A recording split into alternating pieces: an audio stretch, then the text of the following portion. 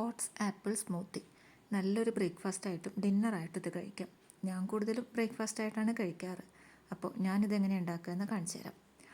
First ഇഷ്ടമുള്ള nuts എടുക്കാം. ഞാനിവിടെ ബദാമും കാഷ്യൂ നട്ട്സാണ് എടുത്തിട്ടുള്ളത്. ഒരു 5 വെച്ച് എടുത്തിട്ടുണ്ട്.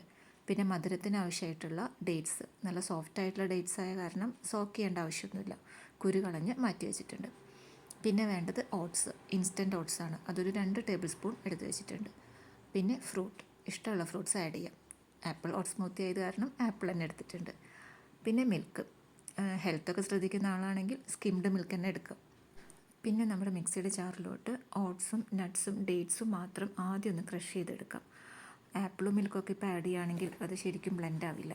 അപ്പോൾ ഫസ്റ്റ് ഇത് മാത്രം ഒന്ന് ക്രഷ് ചെയ്തെടുക്കാം. സ്മൂത്തി കഴിക്കുന്ന സമയത്ത് ഇങ്ങനെ ചെറുതായിട്ട് നട്ട്സൊക്കെ കടിക്കാൻ കിട്ടുന്നത് നല്ല രസമാണ്. പിന്നെ അതിലോട്ട് നമ്മുടെ അരിഞ്ഞു വെച്ചിരിക്കുന്ന ആപ്പിൾ, പിന്നെ ഒരു ഗ്ലാസ് മിൽക്ക്. ഇതിപ്പോൾ വലിയ ഗ്ലാസ് ആയത് കാരണം ഞാനൊരു 3/4 ഗ്ലാസോളം മിൽക്കും ആഡ് ചെയ്യുന്നുണ്ട്.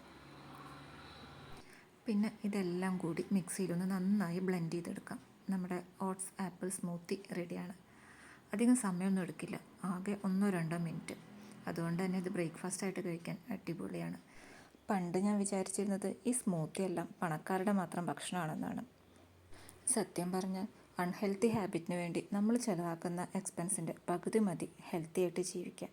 It's all depends on mind set. പിന്നെ ഒരു ഭംഗിക്ക് കുറച്ച് നട്ട്സൊക്കെ ഇട്ടിട്ട് അങ്ങ് കഴിക്കാം. ഇതിൻ്റെ ശാസ്ത്രീയ വശമൊന്നും എനിക്ക് കറക്റ്റ് അറിയില്ല. പക്ഷെ ഒരു 4 ഇഡ്ഡലി കഴിക്കുന്ന ഒരാൾക്ക് വിശപ്പ് മാറാൻ ഇത് ധാരാളം.